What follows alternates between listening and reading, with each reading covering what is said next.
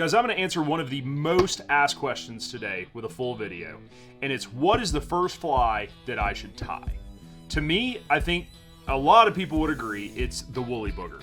It's one of the most versatile flies. It's a pretty easy tie comparatively, and it's a really great fly to learn how to tie, and it's just because it's so versatile, you can fish it for trout, bass, anything like that. If you've watched us, you kind of know that we like bass fishing quite a bit. I think there's a lack of bass flies out there on the market, which is one reason Blue Line exists. But today I'm going to teach you how to tie a bass fly that we just call the bass booger.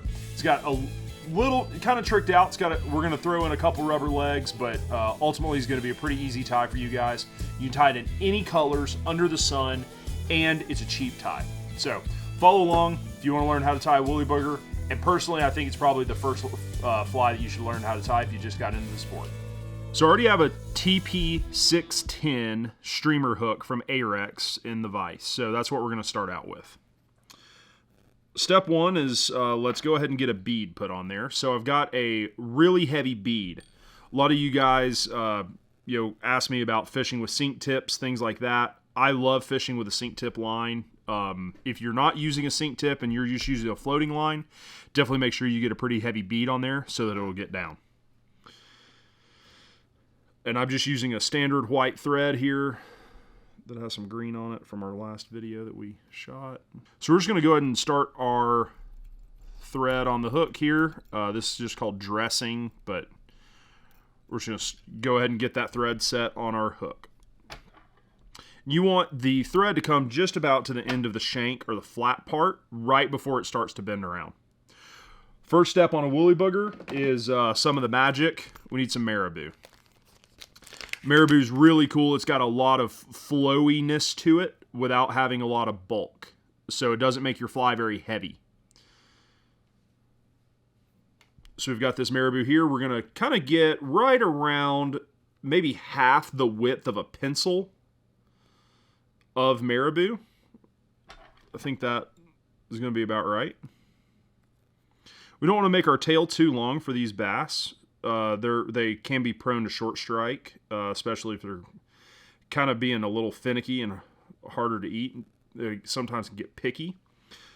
So we don't want to make our tail too long or else they might just grab that tail. So we're going to make it so that it's about the length of the shank of the hook. So I like to just hold it out, measure this, and then pull it back. Measure about right around the shank of a hook. So we're going to get one wrap around it, and then just kind of pinch down either side and give it a little bit of a twist. That's going to kind of ensure that that tail wraps a little bit around the hook so that it's not just hanging out one side or the other.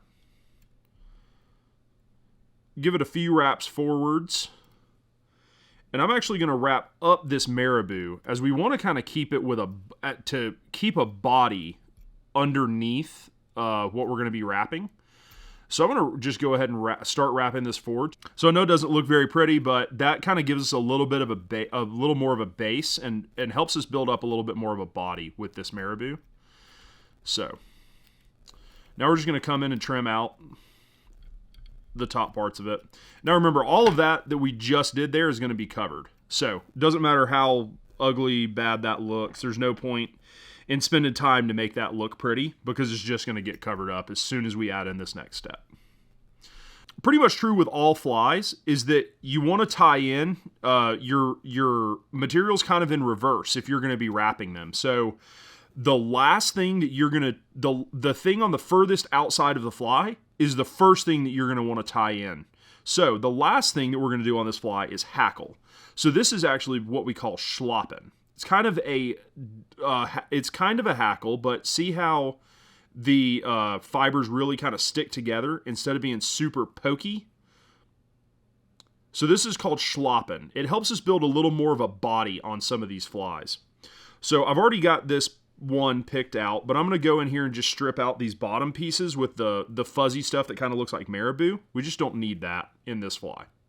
So I've already got this feather picked out. We're just going to go ahead and prep it. So you're going to grab it by the tip and then just pull backwards.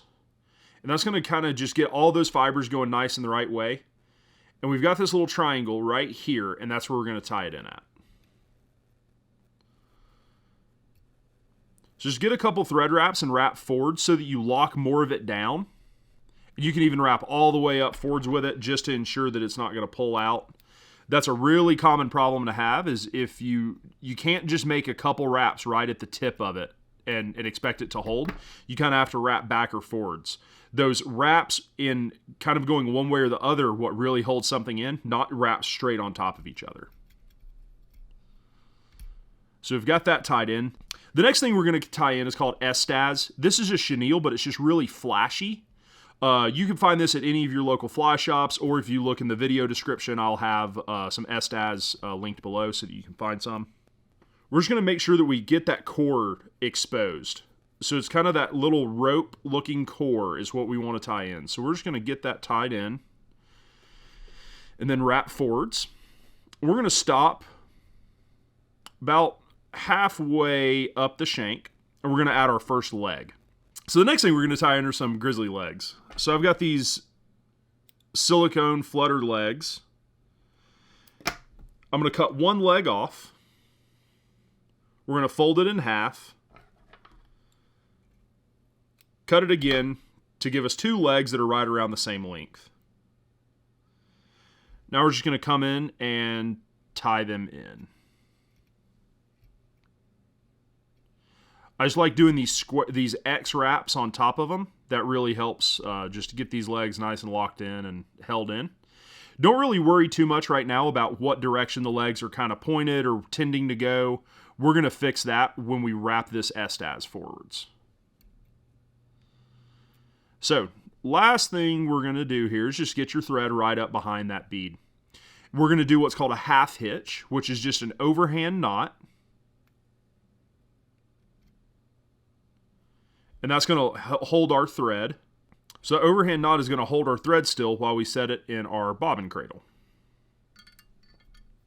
So you don't have to have a rotary vise to be able to do this, but it definitely helps. So we're going to start wrapping our Estaz here. So again, this is just this kind of flashy chenille. Definitely gives it a lot bigger body and a lot more movement than standard chenille does. And this is a really cool fly. Can really make for a bait fish pattern, for trout or bass is a great one. We kind of label it as a little more of a bass fly, I think, just because of the legs and the flash. But I think definitely I would trout fish with this fly. So as we get to the legs, we're just going to make sure that we wrap our chenille, our Estaz through here carefully. And that'll really make these legs kind of cooperate with us.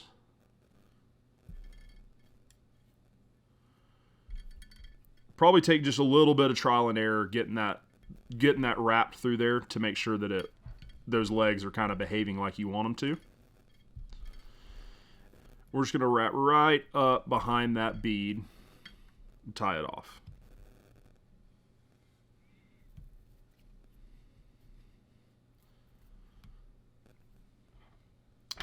Come in and trim it out.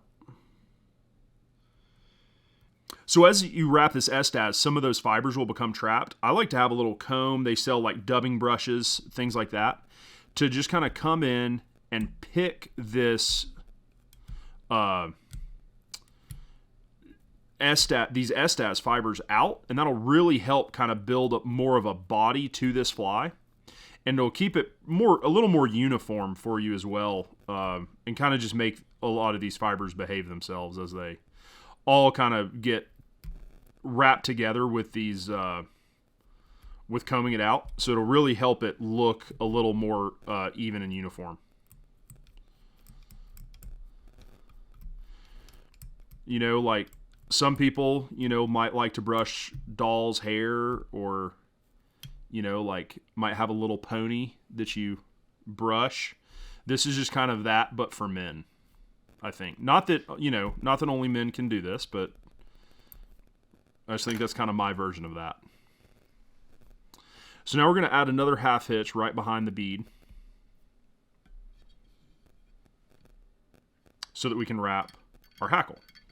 So we're just going to start wrapping this hackle, and as you wrap it, what'll help you out is if you just wiggle through this Estaz. Just go pretty slow. It's a slow moving process to get through this Estaz and around these legs. When you get to the legs, just make sure you're not getting them trapped, because that'll be a really difficult one to fix later. Try to have enough hackle left over when you get to the front that you can create a little bit of a collar.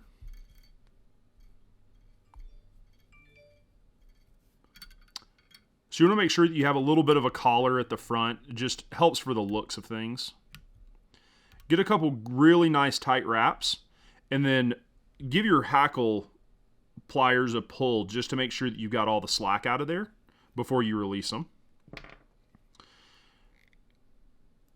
Maybe one more good wrap and really lock it down before you trim that stem of the hackle out. Last thing to do is whip finish.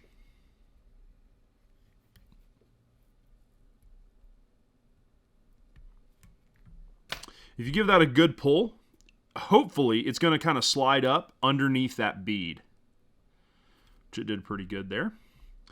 So your fly is going to look a little ratty at this point. That's where this brush is going to come back into play, to be able to come in and brush this Estaz out in between these hackle wraps.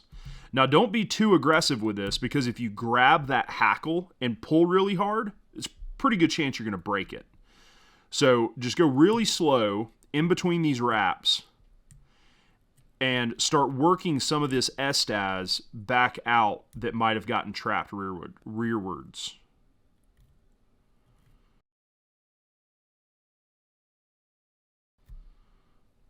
So a good way to do this is if you start at the very rear of the fly where those hackle wraps are, and just start picking as you work your way forwards up the fly in between those hackle wraps.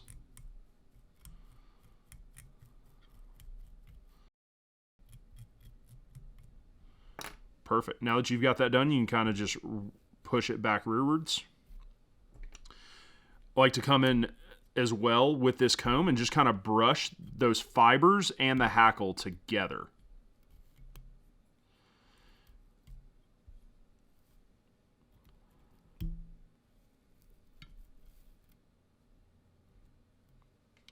There we have it.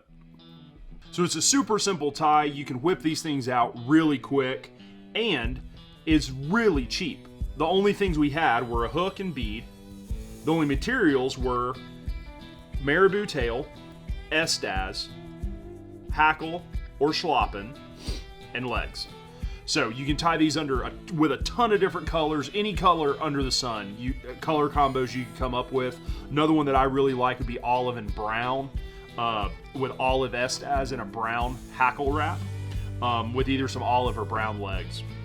Those are my two favorite. I just showed you the white one, but that's another great one. Thanks so much for watching. If you like our videos and you liked watching this, you learned something, please like this video. It really helps us out. And if you haven't yet, please subscribe to our YouTube channel. That really helps us bring more of this content to you.